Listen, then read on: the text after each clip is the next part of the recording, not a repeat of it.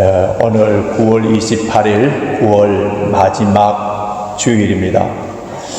원래 2025년도도 이제 3개월밖에 남지 않았는데요. 지나간 9개월을 이렇게 돌이켜보면은 두 가지 감정이 미묘하게 교차되는 것을 느끼게 됩니다. 첫째는 나에게 베풀어 주신 그 하나님의 은혜에 대한 감사하는 마음인데요.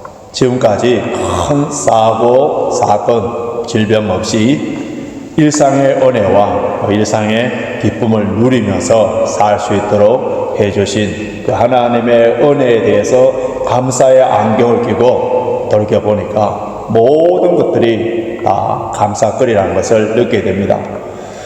그러나 또 한편에는 하나님께서 이 놀라우신 은혜와 복을 주셨음에도 불구하고 하나님 앞과 나 자신 앞에 부끄러운 모습에 대한 후회라고 할 수 있는데요. 지나간 9개월 동안 도대체 나는 무엇을 하면서 살았는가? 자신을 살펴보니까 마치 허송세월한 것처럼 느껴질 때에 내 자신이 한없이 작아 보이는 그런 느낌도 가지게 됩니다.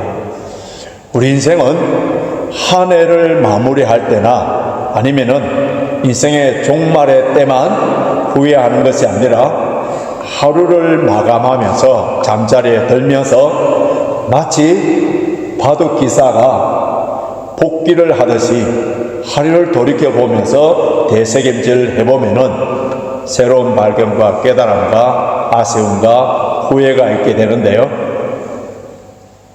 오늘 우리 가족들에게, 오늘 내가 만난 사람들에게 좀 더 친절하며 좀 더 많은 사랑을 베풀어 줄 걸.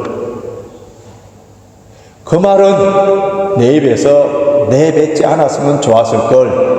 좀 더 인내하고 참아 주었을 걸. 그 일에 대해서 왜 나는 최선을 다하지 못하였나? 좀 더 좋은 말, 부드러운 말을 할 수 있었는데 하면서 아쉬움과 후회로서 하루를 마감하곤 합니다.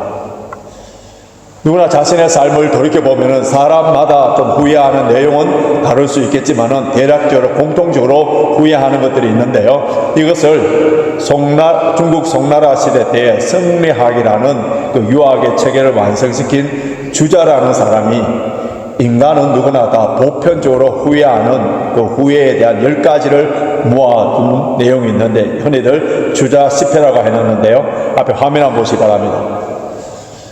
학창시절 때 한문을 열심히 공부한 사람들은 한문으로 보시고요. 그렇지 않은 분들은 옆에 우리말로 풀이한 것을 보시면은 부모에게 효도를 하지 않으면 돌아가신 후에 후회합니다. 가족에게 화목하게 지내지 않다가 나중에 멀어진 데에 후회합니다. 젊어서 부지런히 배우지 않으면 늙어서 후회합니다. 편안할 때 어려움에 대한 대책을 세우지 않으면 나중에 어려움을 닥치고 난 후에 후회합니다. 재산이 풍족할 때 아껴 쓰지 않으면 가난해진 뒤에 후회합니다. 봄에 씨를 뿌리지 않으면 가을에 추수할 것이 없어서 후회합니다. 부실한 담장을 미리미리 고치지 않으면 도둑 맞은 뒤에 후회합니다. 쾌락을 삼가지 않으면 병든 뒤에 후회합니다. 술에 취해 망령된 말을 하고 술 깬 뒤에 후회합니다. 손님이 왔을 때 잘 대접하지 않으면 떠난 뒤에 후회합니다. 여러분, 주자가 말한 10가지의 후회에 공통점이 있습니다.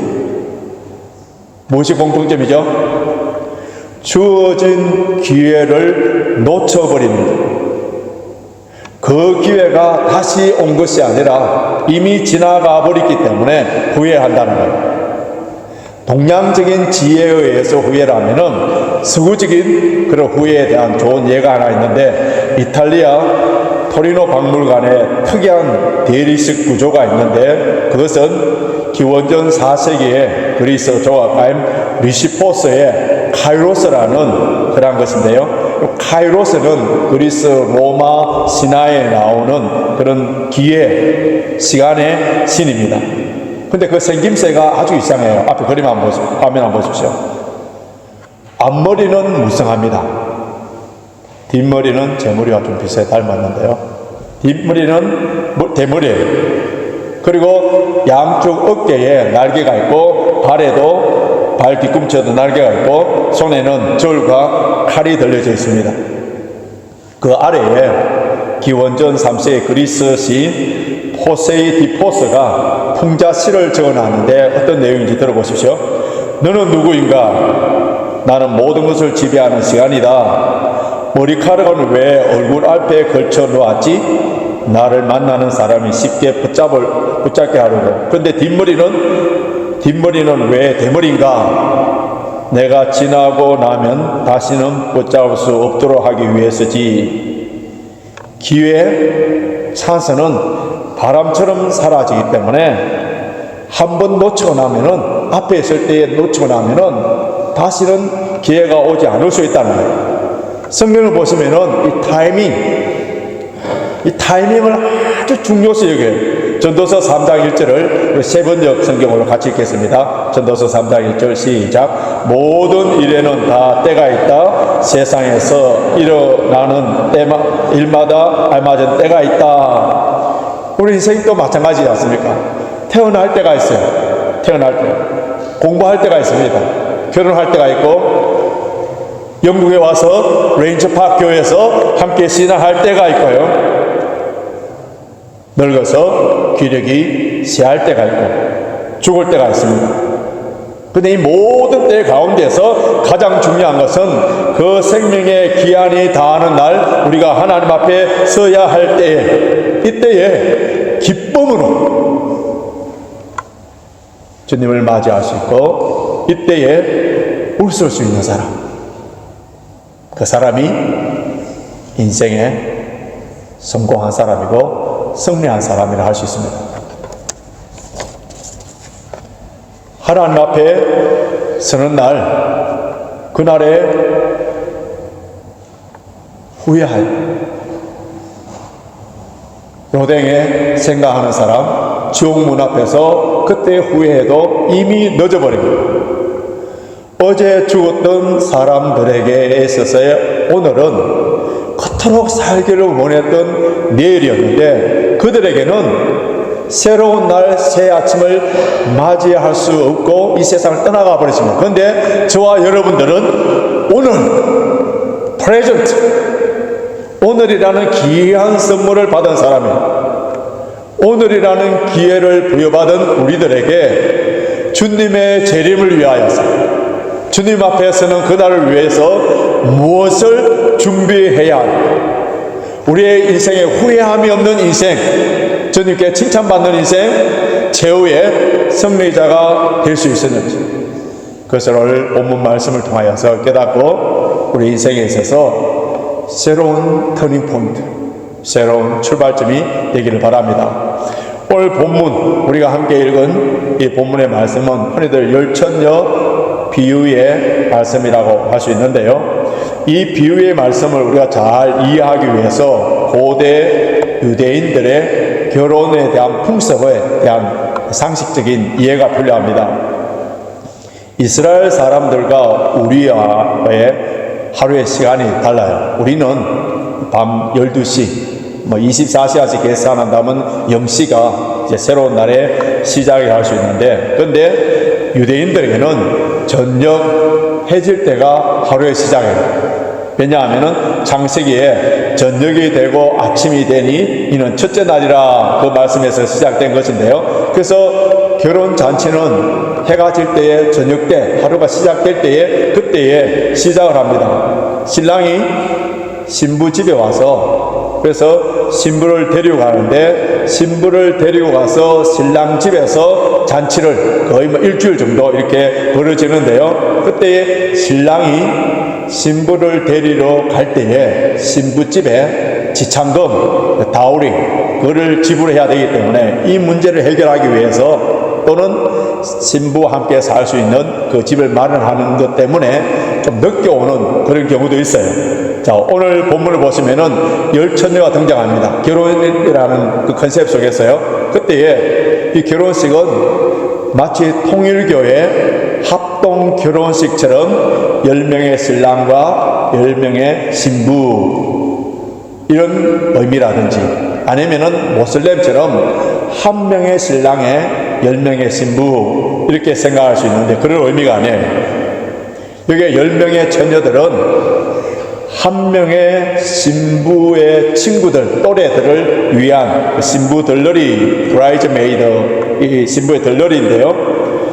이 결혼식은 신랑 신부만의 즐거움이 아니라, 축제만이 아니라, 그들만의 잔치가 아니라 그 친구들도 더불어 함께 축제에 참여하는 즐거운 날인데요. 그런데 신부의 들러리들은 신랑이 오는 것을 맞이하고 또 신부와 함께 신랑 집에 가기 위해서, 밤에 가기 위해서 등불을 준비해야 되는데, 여기에 등은 긴 막대기에 헝겊을 이게 둘둘 말아서 거기에 올리브 기름을 찍어서 불을 밝히는 그런 횃불이라 할 수 있습니다. 그 횃불을 꺼지지 않도록 하기 위해서 충분한 기름을 준비를 해야 되는 거예요. 그런데 슬기로운 5명의 처녀는 그 기름을 준비하여서 신랑을 맞이하여서 그 잔치집에 들어가서 기쁨을 누리는, 잔치의 풍족함을 누리는 거예요. 그런데 미련한 처녀는 그 기름을 잘 준비하지 못하여서 기름을 마련하러 가는 그 사이에 이미 잔치집의 문을 닫혀버려요. 그들은 그 잔치집에 들어가지 못했다는 이스라엘 일반 풍습, 일상적인 삶에 관한 이야기를 예수님께서 비유를 하신 그 이유가 어디에 있느냐 하면 1절에, 자 1절 말씀 보십시오. 25장 1절 같이 읽습니다. 시작. 그때에 천국은 마치 등을 들고 신랑을 맞으러 나간 열처녀와 같다 하리니. 여러분, 이 비유에서 우리가 깨달아야 되는 아주 중요한 사실이 하나 있는데요. 먼저 지혜로운 처녀와 그리고 미련한 처녀, 겉모습, 형식은 다 똑같아요. 자, 하나도 다를 것이 없습니다. 한번 봅시다. 모두 잔치에 초청받았어요. 초청받는다 해서 다 응하지 않는 사람도 있는데 이들은 다 응했어요. 모두 신랑을 보고 싶어 했고 신랑을 맞이하기를 원했습니다. 자, 신랑을 맞이하기 위해서 뭐를 준비했다고요? 등불 다 준비했었어요. 근데 신랑이 늦게 왔었어요. 모두 다 졸았습니다. 졸다가 잠이 들었었어요. 한밤중에 신랑이다 하니까 모두 다 깨어났습니다. 그 등불을 들은 거예요. 그런데 5명의 처녀는 잔치집에 들어갔지만은 5명의 처녀들은 잔치집에 들어가지 못한 거예요. 잔치집에 들어가지 못한 처녀들이 무슨 죄를 지었습니까? 그들이 강도짓하고 살인하는 극악무도한 죄를 범하였습니까? 아니면은 그들이 성적으로 타락하고 음란한 그런 장기들이에요. 그들도 다른 5 처녀처럼 신랑을 만나기 위해서 준비한 사람들이에요. 그런데 잔치집에 들어가지 못했다. 그럼 이것이 가장 큰 비극이에요. 여기서 우리가 중요한 사실 하나 깨달아야 되는데, 이 비유에서 10명의 처녀, 유대인의 관습, 성경적인 관습에 의하면 숫자, 이것이 우연히 그냥 넣어놓는 것이 아니고요, 숫자는 굉장히 상징적인 의미가 있습니다. 10이라는 그 숫자는 완전수예요. 완전수. 유대인의 회당이 형성되기 위해서는 반드시 10명이, 남자 10명이 있어야 되고요. 그리고 뿐만 아니라 여러 종교 집회에 의해서 필요한 정족수가 10명입니다. 그렇기 때문에 본문에 나오는 열처녀는 모든 시대의 신자라고 할 수 있는데, 오늘 여기서 예배드리는 우리들이 할 수 있어요. 지금 한 교회에서 예배를 드리는 이곳에, 여러분 잘 들으시기 바랍니다. 2 교회가 존재합니다. 하나는 Visible Church고요. 이 Visible Church는 이곳에 예배드리는 우리 모두 보이는 교회, 즉 레인지파크 교회 성도들이에요. 오늘 이 자리에서 예배 드리는 사람들은 형식적으로 다를 바 하나도 없습니다. 모두 찬양했어요. 우리 함께 기도했고, 오늘 똑같이 이 자리에 앉아서 설교를 듣고 헌금하고 그렇습니다. 모두 예배의 형식에 따라서 예배를 드리고 있어요. 그런데 문제는 이렇게 형식적으로 예배를 드린다고 자동적으로 다 천국에 들어가는 것이 아니라는 사실에, 여기에 인비지블 처치의 멤버들만 천국에 들어갈 수 있는 거예요. 그렇기 때문에 비지블 교회 안에 인비지블 교회가 있다는 거예요. 그럼 인비지블 교회의 성도는 누구 있냐? 하나님의 은혜로 구원받은 하나님의 자녀, 믿음을 가진 자녀, 예수 그리스도의 피로서 거듭나서 새 생명을 소유한 자, 예수님을 인격적으로 만나서 주님과 깊은 교제를 하고 성령 세례를 받아서 하나님을 아버지라 부르고 주의 말씀에 뜻대로 순종하는 자. 그런데 많은 교인들은 비지블 교회에 참여함으로 자신이 천국 백성이 되었다고 생각합니다. 그런데 가장 큰 비극은, 가장 큰 착각은 구원받지 않았는데 자신이 구원받은 것처럼 스스로 위로하면서 산다는 거예요. 그런데 자신이 구원받지 않았다는 사실을 언제 깨닫게 되느냐, 언제 알게 되느냐. 오늘 6절 보시기 바랍니다.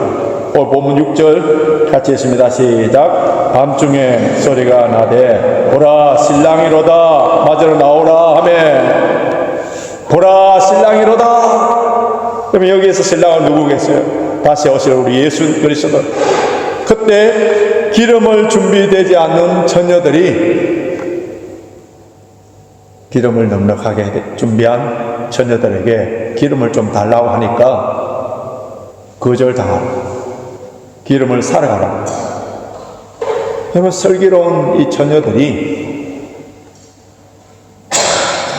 그 기름을 준비하지 못한 그들에게 기름을 나누어 줘서, 그래서 함께 그 잔치에 들어가도록 해주면 얼마나 좋겠습니까? 그들의 어떤 도덕성이나 인간성, 뭐 좀 이기적이고 잔인하지 않나 이렇게 생각할 수 있는데, 그럼 이 비유에서 이런 도덕적인 윤리적인 것을 교훈하기 위해서 적혀진 비유가 아니고요, 천국에 들어가는 사람은 다른 사람의 도움으로 들어가는 것이 아니라 자신의 믿음으로 간다는 거예요. 그럼 슬기로운 처녀들은 기름을 잘 준비해, 아주 치밀하다, 준비하는 습관이 잘 되어 있는 습관, 품성이다, 이런 것도 교훈하는 거 아니에요. 이런 성격을 가진 사람은 천국에 가고 준비성이 없는 사람들은 천국에 가지 못한다는 것을 강조하기 위한 비유가 아니에요. 오늘 9절 보시기 바랍니다. 9절 하반절 보시면은 차라리 하는 자들에게 가서 너희 쓸 것을 사라, 너희 쓸 것을 가라, 각자 것을 준비하라는 거예요.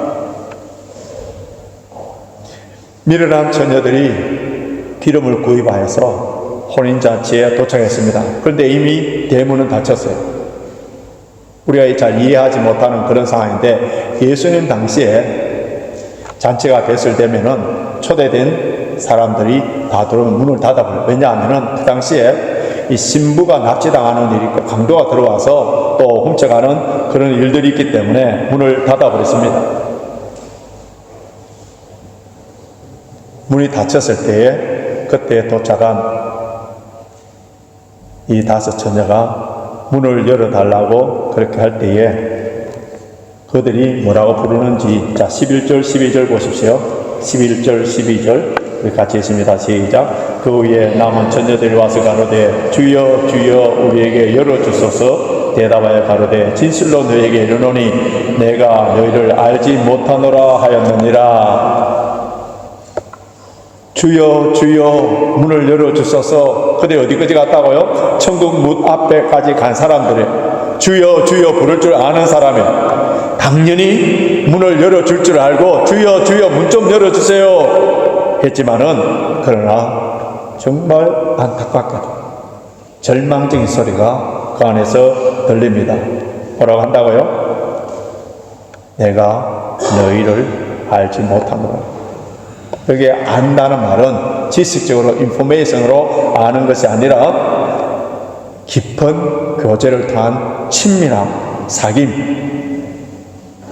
그날만 아는 것이 아니라 오랜 지속적인 관계와 사랑 속에서 만남, 그 관계라는 거예요.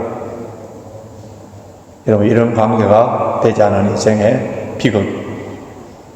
이와 비슷한 말씀을 마태는 예수님께서 하신 말씀을 앞에도 적어 놓았습니다. 우리 마태복음 7장 21절에서 23절 같이 보시겠습니다. 마태복음 7장 21절 23절 같이 읽습니다. 시작. 나더러 주여 주여 하는 자마다 다 천국에 들어갈 것이 아니요 다만 하늘에 계신 내 아버지의 뜻대로 행하는 자라야 들어가리라. 그날에 많은 사람이 나더러 이르되 주여 주여 우리가 주의 이름으로 선지자 노릇을 하며 주의 이름으로 귀신을 쫓아내며 주의 이름으로 많은 권능을 행하지 아니하였나까 하리니 그때에 내가 그들에게 밝히 말하되 내가 너희를 도무지 알지 못하니 불법을 행하는 자들아 내게서 떠나가라 하리라. 내가 너희를 도무지 알지 못하노라. 디모데후서 2장 19절 보면 주께서 자기 백성을 아신다 했고요. 요한복음 10장 14절 15절에는 나는 선한 목자다. 나는 내 양을 알고 내 양도 나를 안다 했었어요. 여러분, 주께서 모르신다는 말씀은요, 나의 백성이 아니라는 거예요. 내 양이 아니라는 거예요. 그런데 주님께서 모르는 이런 사람, 이런 비극적인 불쌍한 사람이 되지 않도록 우리 주님께서는 오늘 우리에게 어떻게 하라고 말씀하시는지 13절 보시기 바랍니다. 13절 같이 읽겠습니다. 시작. 그런즉 깨어있으라. 너희는 그날과 그 시를 알지 못하느니라. 깨어있으라. 여러분, 깨어있다는 말씀이 무슨 말씀이에요? 영적인 무지에서 깨어있으라. 영적인 잠에서 깨어있으라. 종교인이 되었다고, 주일날 교회에 출석한다고, 주여 주여 이렇게 기도를 한다고 다 구원받은 것이 아니라는 사실을 알으라는 거예요. 눈에 보이는 것을 준비하였다고 다 된 것이 아니라는 사실을 제발 깨달으라는 거예요. 눈에 보이지 아니하는 것, 구원받는 믿음, 성령으로 거듭난 새 생명을 받아야 합니다. 언제?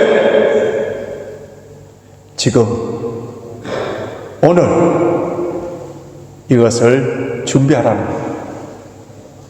오늘 이 기회를 놓쳐버리면은 영원히 후회할 수 있는 거예요. 여러분, 이 비유의 핵심으로 주어진 것은, 이 비유의 핵심으로 주어진 것은 주어진 기회, 준비할 수 있는 기회. 즉 오늘 이 시간 성령께서 우리 마음문을 두드리고 있어요. 이때에, 오늘 이 시간에 은혜 주실 때를 놓치지 말라는 거예요. 종교교육자 마틴 루터의 설교에 보면은 이런 재미난 예화가 있는데요. 마귀들이 인간들을 파멸시키기 위해서, 멸망시키기 위해서 모여서 회의를 했습니다. 어떻게 하면은 인간들이 다 파멸되고 멸망당할까? 여러 가지 이제 묘안을 내는데 어떤 마귀는 이렇게 제안해요. 하나님을 우리가 내려가서 하나님 안 계신다고 그렇게 사람들에게 터뜨려 주자, 생각을 넣어주자. 또 어떤 마귀는 성경은 하나님의 말씀이 아니고 인간의 적은 그냥 역사서다, 이스라엘의 무협지와 같은 그런 거다, 이렇게 말하자. 또 어떤 마귀는 예수님은 하나님의 아들이 아니다 라고 말해 줍시다. 마귀들끼리 서로 이런 안건 내고 저런 안건 내고 묘안을 냈습니다만은 대장마귀의 마음에 속 들지 않았고, 그런데 아주 노련하고 영특한 마귀가 이런 말을 합니다. 우리 모두 세상에 내려가서 인간들에게 하나님이 계시다고 말합시다. 성경은 하나님의 말씀이라고 말합시다. 예수님은 하나님의 아들이고, 그리고 예수를 믿으면은 구원받는다고, 그렇게 예수를 믿으면은 구원받는 유일한 길이라고 말해 줍시다. 그러나 구원받을 시간이 많이 남아 있으니까 서두를 필요가 없다고 말해 줍시다. 여러분, 이것이 마귀의 전략이에요. 마귀의 시간표는 항상 내일 하나, 하나님의 시간표는 오늘 하나예요. 고린도후서 6장 2절 보면은 보라 지금은 은혜 받을 만한 때요 보라 지금은 구원의 날이로다. Behold, now is the time of God's faith. Behold, now is the day of salvation.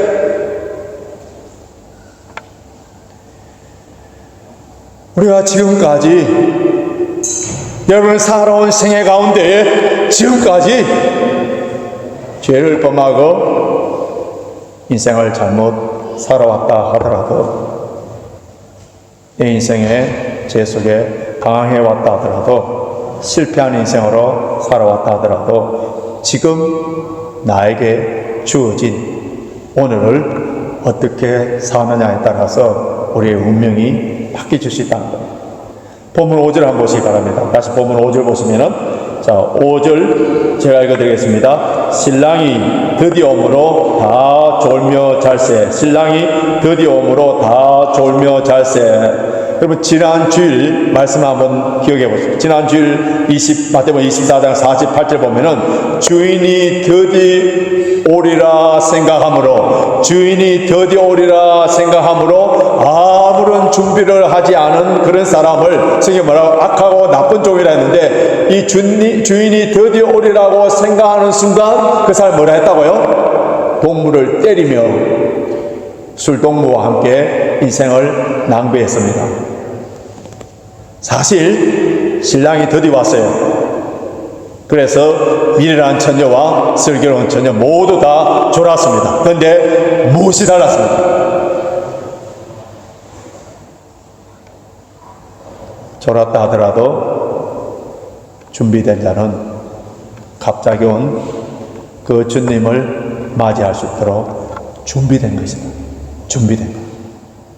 그 준비된 것이 오늘 비유에서 기름이라 했는데 이 기름에 대해서 수많은 신학자들이 여러 가지 알레고리컬하게 해석한 것이 있어요. 어떤 신학자는 성령이다, 선한 행위다, 어떤 신학자는 성령 충만이다 이렇게 주장을 했는데 여러분 천국 잔치에 천국에 들어갈 수 있는 유일한 길이 무엇입니까?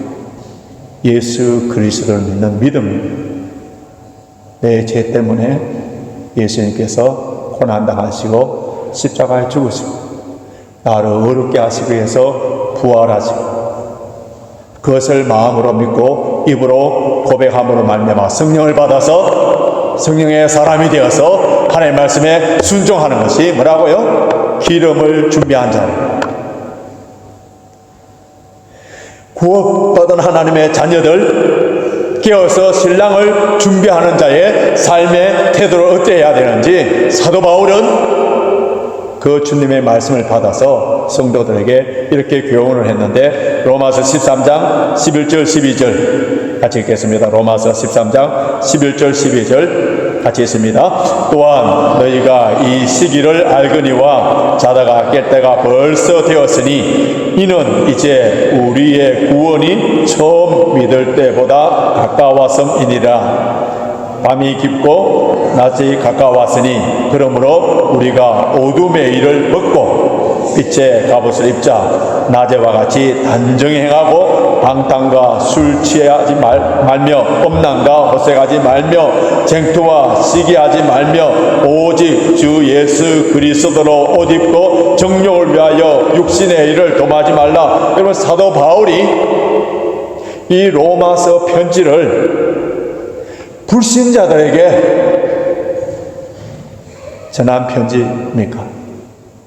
방탕과 술취함과 음란과 호색과 쟁투와 시기와 정욕과 육신의 일, 교회 안에 있는 사람들에 대한 책망이에요. 이 말씀을 읽은 어거스틴은 회개하고 주님께 돌아와서 새로운 사람이 되고 그리고 마치 슬기로운 5명의 처녀와 같은 그런 사람이 되었습니다. 이제 말씀을 정리해 보겠습니다. 오늘 9월 마지막 주일 예배를 드리는 우리들에게 원래 9개월 동안의 우리 삶을 살펴볼 때에 좀 많은 후회와 아쉬움이 있게 되고요. 여러 가지 다 하지 못한 일들, 또 말할 수 없는 후회하시는 그런 분들이 계시는데요.